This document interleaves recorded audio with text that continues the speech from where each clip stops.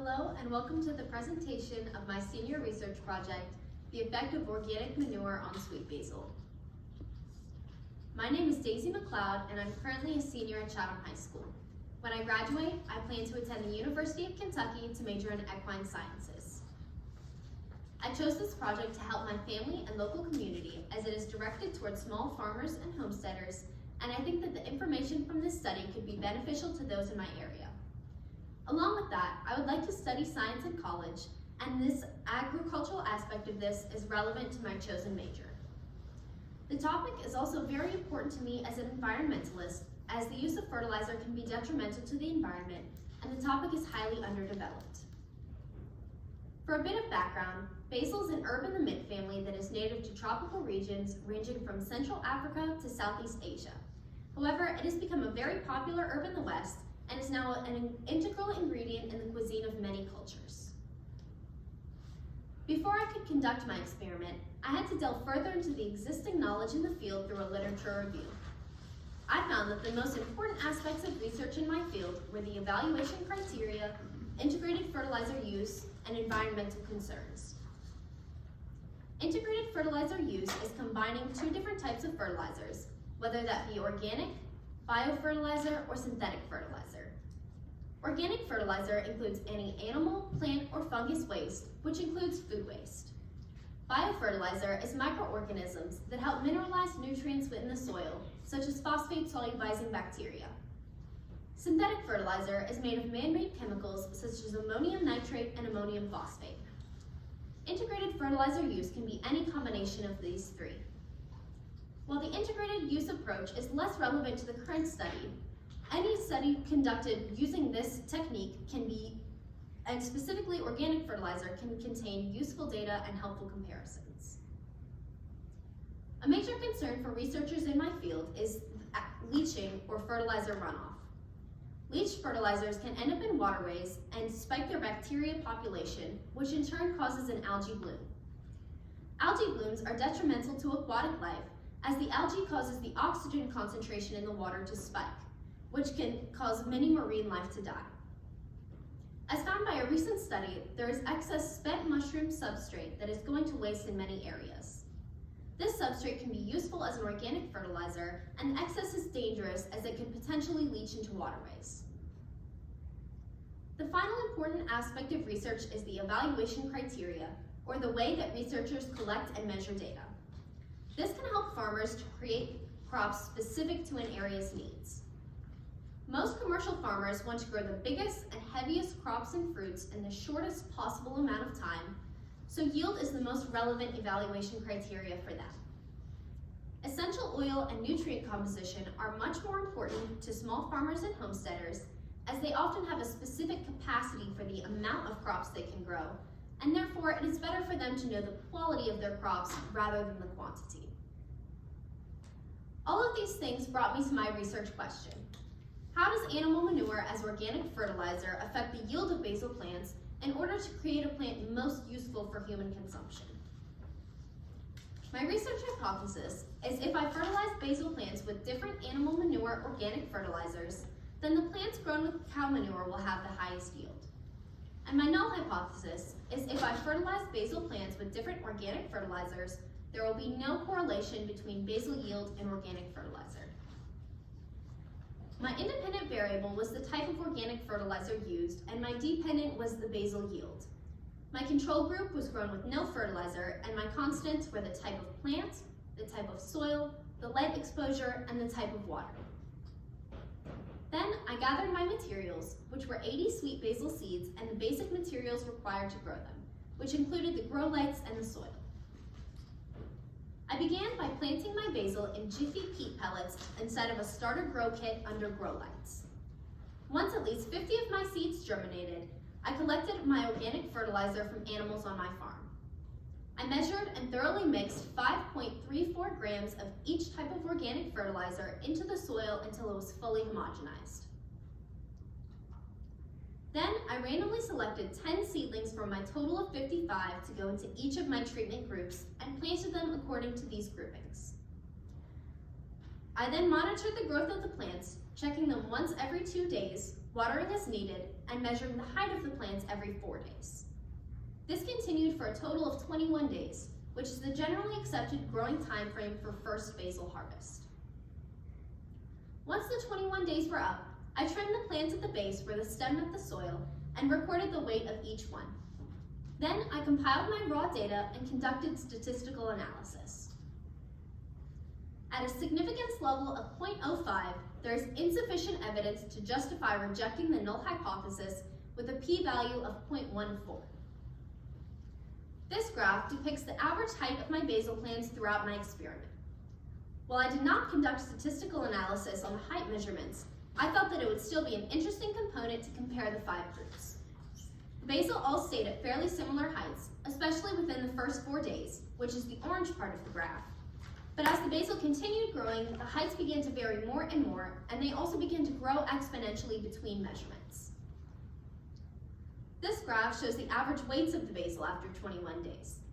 The average weights seem to correspond directly with each of the average heights, except in the goat and horse groups. The goat and horse groups were the most similar in each aspect of evaluation, but the average height of the plants in the goat group was lower than the average height of the plants in the horse group, while the average weight of the goat group was higher than that of the horse group, as you can see at the right of this graph. It is interesting that these groups switched order between graphs, as each of the other groups stayed in a specific order. From this, it can be concluded that animals with similar diets, such as the goats and horses who eat forage and oats, yielded similar-sized basil plants. The worms, who had the most varied diet, yielded plants that were completely different from the rest of my treatment groups. The cows had the least varied diet, eating only hay and grass, and they yielded the smallest plants of my treatment groups. Along with that, it seems that the taller the plants got, the heavier they got, which is a very logical relationship. At the 0.05 level of significance, there is insufficient evidence to conclude that organic fertilizer has a significant effect on basil growth. Some of the implications from my study include the fact that the organic fertilizers did not harm the basil. So despite the results not being statistically significant to support that organic fertilizer aids in the growth of basil, it did not harm it either. This means that home farmers can apply organic fertilizer to their small gardens to reduce waste and possible leaching. The same technique can be applied to large commercial farms in order to reduce the waste in their local area. As much as I tried to avoid them, there were still many limitations to my study. The first was the season I had to grow my basil in. Basil is a tropical plant that prefers warm and humid environments, but I had to grow them in the dead of winter and probably the driest season Pennsylvania County has seen in quite a while. However, the most glaring limitation was the amount of time I had to grow my plants. I only left them for 21 days to grow because I thought that they would be big enough to show more difference between groups, but they were simply too small at the conclusion of my study. I assumed that this was because the plants did not have enough time for the roots to grow completely through the peat pellets. This means that it is entirely possible that the plants did not even receive the nutrients from the soil. The final limitation I had was the type of light I had to use. Using artificial light is not ideal for basil plants due to their tropical nature, but using grow lights creates a much more controlled environment. There is so much possibility for future research with this study due to its simplicity. The methodology is not difficult to execute, and different fertilizer and soil types can easily be used. The main limitation for my study is also quite easily fixed. The picture on the slide above is actually one of the 5 basil plants that was not randomly selected to be in my experiment, and it is very successfully grown in my biology classroom, as you can see here. It is now about the size that my basil plants would have ideally been at the conclusion of my experiment. Also, this topic is still very relevant as my study did not fully bridge the gap in research in this field concerning the comparison of different organic fertilizers and the way that basil is affected by them. I was able to take away extremely useful researching skills throughout the process of my experiment, including how to write a scientific paper and how to maintain and be responsible for a long-term project. I also greatly enjoyed growing my basil plants, and I have to admit that I was a little sad when I had to harvest them. Lastly, I just want to say a huge thank you to Ms. Long for helping me through my research process as a whole, Ms. Dillon for assisting me with my methodology, my mom for helping me collect materials, as well as providing space for me to actually conduct my experiment. Thank you, and are there any questions? Yes, Ms. Boyd. What was your greatest challenge? Ms. Boyd asked what my greatest challenge was. Yes, with growing different basil plants with the UV light. I think the biggest thing was that I just didn't have enough time. I started my experiment once before, and I must have gotten a pack of dud seeds or something because they were in the starter grow kit, and I had like 10 that grew, so I had to start completely over, and it set me back like 3 weeks. Do you think the soil that you began with may have impacted the growth of your control group? Dr. Jones asked if the soil that I began with may have impacted the growth of my control group. So all of my groups started out in the peat pellets with the Jiffy, and so they were all placed into the same kind of soil, but all of my treatment groups had different animal manures mixed into them. So the soil that I used should have had plenty of nutrients just by itself without fertilizer to grow the plants. You stated you watered them as needed. Could you explain that?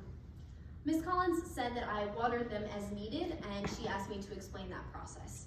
So I used the fingertip test to determine if the plants would need water. And so you just stick your finger into the very first knuckle in the pot, and if you feel moisture at the tip of your finger, then they don't need water, and if it's dry, then they need water. Another question, worms. Can you explain how you used worms? Ms. Collins is asking how I used worms in my experiment. So we actually have a small worm farm. On our farm, it's just a freezer where we have the worms and we feed them all of the leftovers from our kitchen. So I just collected all of the composted soil and excess food waste and the worms from that bin to use as my worm castings. And last question, how did you mask your plants? How did you mask them out? Ms. Collins asked how I masked my plants, and I just cut them off right at the base and set them on a scale.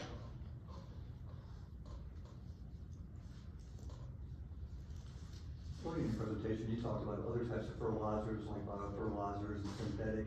How do you think your results would have changed if you considered other types of fertilizer instead of just organic? Mr. Eads asked how my experiment would have changed if I had considered using other types of fertilizer rather than just organic. So that was a big part of my gap, actually, was that I had seen no studies on the comparison of different organic fertilizers, but there is a ton done on all of the integrated use approaches. So what results would you have expected if you used, say, a synthetic fertilizer as part of your experiment? Do you think that would perform better than the organics, or not as well? Mr. Eads asked if I had used a synthetic fertilizer in my experiment, how I expect the results to change. So that was in a ton of my literature review studies, was the comparison of synthetic and organic fertilizer, and it depended a lot on the type of soil that was used initially. So if the soil had a ton of nutrients in it and you added the synthetic fertilizer to it, it would perform okay. But if the soil was already nutrient deficient with the synthetic fertilizer, then it performed really well. And the organic fertilizer did about the same thing. It turned out that they were about very similar in all of my studies, but the difference is that the synthetic fertilizer is a lot worse for the environment when it does leach.